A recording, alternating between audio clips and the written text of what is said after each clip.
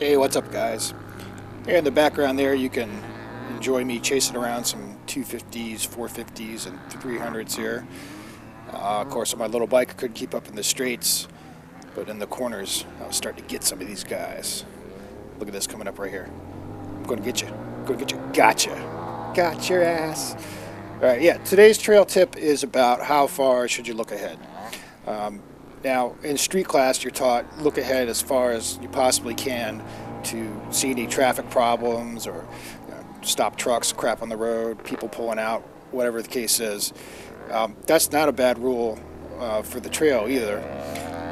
I feel when you come to a new section of trail, like you come around a bend, come over a rise, you're reaching uphill or a downhill, you should immediately scan as far down as you can see and start to come up with a plan of how you're going to tackle it, like any hazards like crappy rocks or logs or mud, things you want to avoid, or things you may not want to avoid if you like running over that stuff.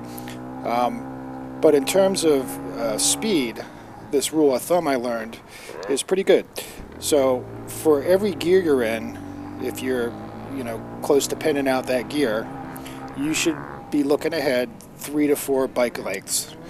So if you're, say, in third gear and you're running third gear hard, you should be looking ahead 9 to 12 bike lengths down the trail. And I think this is a pretty good rule for like the average Joe. And let's be honest, most of us were out riding recreationally and just dicking around in the woods with our friends. So mostly we're in second and third gear. It's pretty rare that we be in fourth, fifth, or sixth gear with the throttle pinned. Unless you're an A-class rider or a pro racer, and show of hands, yep, all right, not me.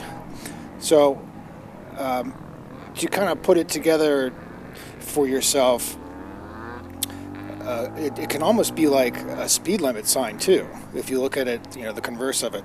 So let's say you're coming up on a rise, and between you and the rise, you can see 6 bike lengths.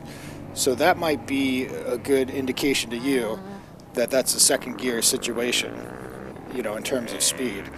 Now, it also depends on the condition of the terrain and other things going on, but it could help you judge, like, are you being a little crazy in a particular trail section?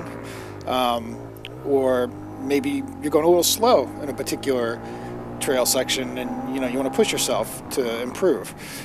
But like I said, I think for regular Joe rider like us, this 3 to 4 bike lengths rule is pretty handy to keep in mind.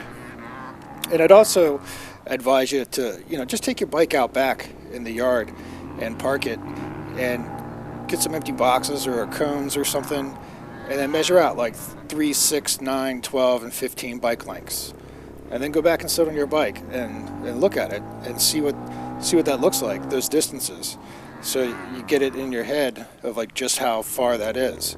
So when you're out riding on the trail, you can relate that to, how far your sight line is. Because, the number one rule in motorcycling as far as avoiding crashes, well, maybe not the number one, but a very important one, is don't outride your sight lines, whether you're on the street or on the trail.